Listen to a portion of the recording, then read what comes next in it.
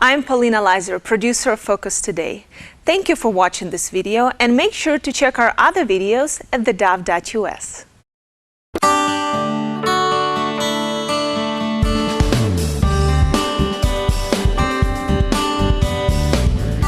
Welcome to Focus Today. I'm your host, Perry Atkinson. Well, we all have been watching with great interest what's going to happen to Greece, what's going on now, especially since the vote came down over the weekend that they decided to say no to the European bailout, what this might mean to the European Union, to the euro, and all kinds of things. Well, I am really delighted to have back with us Greg Smith. He is the author, he's a commentator, serves as chairman and previously CEO of Swiss America, where he managed that for over 25 years and oversaw over $2 billion in sales. But most importantly, he loves the Lord, and he has a lot to share with us today. So, Greg, good to see you again, my friend. How are you? Perry, it's great to be back with you. We're doing great. Actually, today I'm coming to you from Coronado, California. I'm actually on the bay, so we're just down the coast from you. Well, good to see you. Well, listen, give us your insight to what's happening in Greece. I'm surprised that even the stock market this morning doesn't seem to be reacting negatively to it. So give us your take on it. Well, the stock market opened up quietly, but if you looked recently, Perry, it's off about 200 points, and very similar to what we saw in the first announcement a week ago when the stocks dropped 350 points. I'm more concerned with what I see happening in the overseas bond market. The bonds are getting crushed.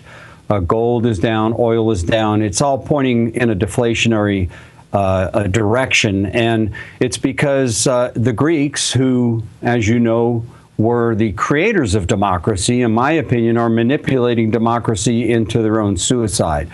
This no vote really, if Tsipras thinks that this is going to give him better leverage with the IMF and the Bank of International Settlement, he's dreaming. So my only suspicion now is that he thinks his ace in the hole is being able to turn to Russia, China, or both.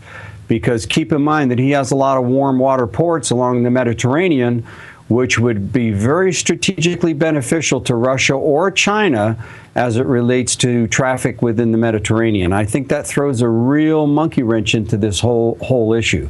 But they don't want austerity. They don't want to pay their taxes. I mean, I saw a great report the other day. You know, there's a tax of $300 if you own a pool. So they did a Google satellite shot where they showed 16,000 pools in one area, and only 120 people have ever paid the $300 tax. You know, it's an amazing island. They have been living off Germany's credit card. And I think it's really, quite frankly, just a symptom of what we see happening worldwide. Because if you remember, Perry, in the backdrop of this, Puerto Rico, which is part of the United States, we tend to forget, is bankrupt as well and not going to be able to pay their pensioners. So I think it's something that's going to impact the globe. And I think that Tsipras is playing with fire. And everybody has to keep in mind his party, what's called the Syria Party. That's an acronym, you know, like U.S. stands for the United States. That's an acronym, and that acronym, translated into Greek, from Greek, means the coalition of the radical left. Does that give you any indication what this guy's thinking of, Perry? Wow. Well, you're right, Greg. I just turned my head, and it went from being down 32 points. It's now down 177 points. So now our own board is starting to react to this. All right, you mentioned a couple of things there. It's fascinating. What will happen to Germany if they completely default? Well, I don't think it will hurt the German economy all that much, because even though the German banks have done a lot of the financing over there, there are guarantees in place through the IMF and Bank of International Settlement. People forget that in 2010, we went into Greece and we gave them about 118 billion euro on the promise that they would start to make the necessary cuts in their pensions and so on and so forth. I mean, think about it, Perry. If you're a hairdresser over there, you can retire at age 50 on 80% of your income. And a lot of people do that. You know, you can't, the numbers just don't work. It's kind of like our Social Security system. It's going to have to be revamped. We're going to have to raise the eligibility age. We're going to have to means test. We're going to have to cut back benefits. The math doesn't work. I mean, math is math. And so when you look at what's happening in Greece, Another concern that I have is just not geopolitical or strategic as it relates to military. It's also, how is Portugal, Spain, Italy, Ireland, and some of the other nations, maybe even Brazil, how are they going to react to this? Are they going to be able to say, well, hey, if the Greeks don't have to pay their debts, maybe we shouldn't pay our debts? And these are all economies that are rather small. Collectively, they're large, Perry. If you look at the Eurozone, with all the countries combined, they're the largest economy in the world. But individually, they're very, very small. Greece only has 11 million residents.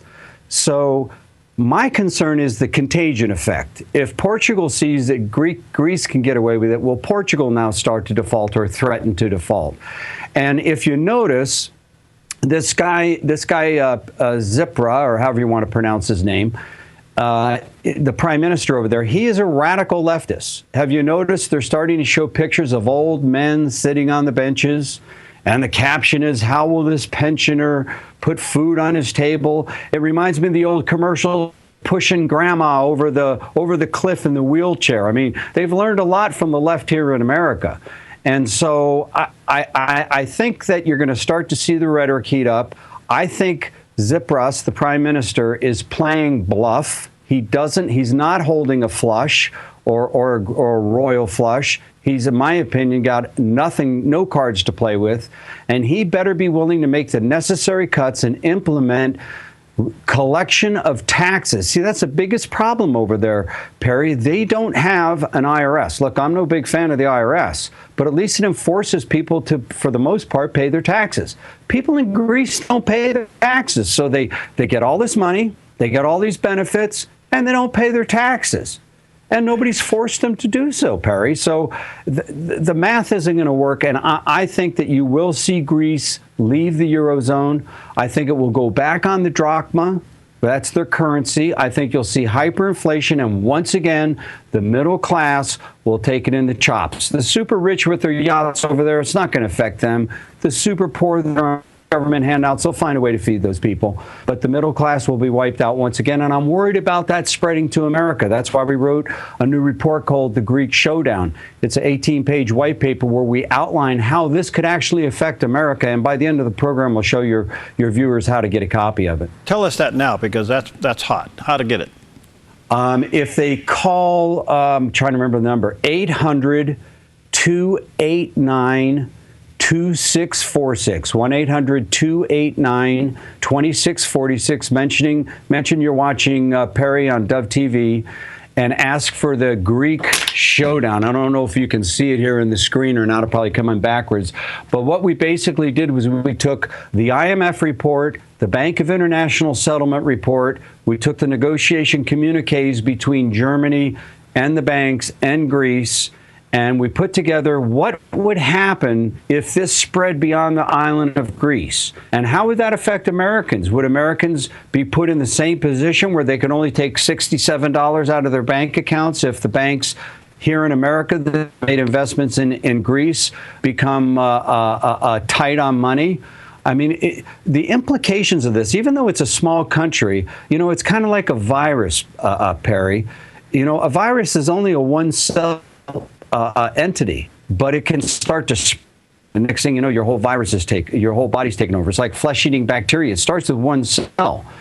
And that's why economists and geopolitical watchers, if you will, like myself, are extremely concerned. We would have blown this off 5 years ago. We would have said, come on. Germany can handle a loss. If they have to, they'll work it out over a long-term basis. They'll get a loan from the Bank of International Settlement, which, for your viewers, that is the central bank to the central bankers. They're like, you know, the Federal Reserve uses the Bank of International Settlement as their central bank. But now, with the intransience that you see from the radical left in Greece, I mean, you've seen the street protests, Perry. I mean, hundreds of thousands of people come out. And this guy has got them fired up, and they're basically shaking their fists at the world saying, we want to stay the way we are. Well, gosh, I want to live at the Marriott in the presidential suite every day of my life. Unfortunately, Perry, once my American Express is maxed out, they're going to throw me out. And I think that's what's going to happen in Greece. All right, the number again is 800 1-800-289-2646, 1-800-289-2646. Order that white paper from Craig Smith. I think you'll really enjoy it. Craig, let me ask you this before we run out of time. The people that have money in the bank, they're only letting so much out at a time. If they convert back to their own currency, what's going to be the equivalent value for them? Are they going to take a 40% hit, 50% hit? Yeah, that's a great question, Perry, and it calls for speculation on my behalf. But if we use Cyprus as our guide, because remember, Cyprus did this. They froze their banks and they made guarantees, and then you can only take so much out. Anybody that had 100,000 euros or more took a 40% hit. So I have to believe, because they're going to have to do it universally in Greece, you'll probably see an 18 to 30% hit on the money. So if you had, and I'll just put it in American terms, let's say you had $10,000 in the bank, you'll probably be lucky if you end up with $6,000 or $7,000 in the bank by the time this thing settles out. There's no doubt in my mind that the banks are going to call for what are called bail-ins. The depositor's money become part of the capital structure of the bank. You'll be issued bank stock, or you'll be issued preferred bonds that pay over time. And quite frankly, you'll be doled out your money. It'll almost be like having to go to your dad to get your allowance to get your money out of the bank. It's not a good situation. It's not the end of the world, Perry, but it is definitely a bad situation, and we see it already in our stock market. Stock market's down 600 points since this crisis began. Craig, I'm out of time, but let me ask you one quick question. Is this a foreshadow of what could happen in the United States? Oh, absolutely. Matter of fact, I'm glad you asked that question, because think about it. This nation is steeped in debt. We have $200 trillion worth of long-term liabilities in America. And so, absolutely. Now, look, we're a much more dynamic economy than them. We have 350 million people, or 325 million people. We're the most productive nation in the world. We've got the greatest workforce. We've got the greatest capital markets. So you can't make the same comparison. But could it happen? Absolutely. And we should take steps now to avoid it from happening. Thank you, my friend. Again, the number is 800-289-2646, and order Craig Smith's white papers and get a copy of his book as well. I'm sorry we're short on time. I'm going to have you back. Thank you, my friend. Enjoy your time away, and we'll get together again soon, okay? Hey, good being with you, Perry. All right, God bless, friend. We'll be right back.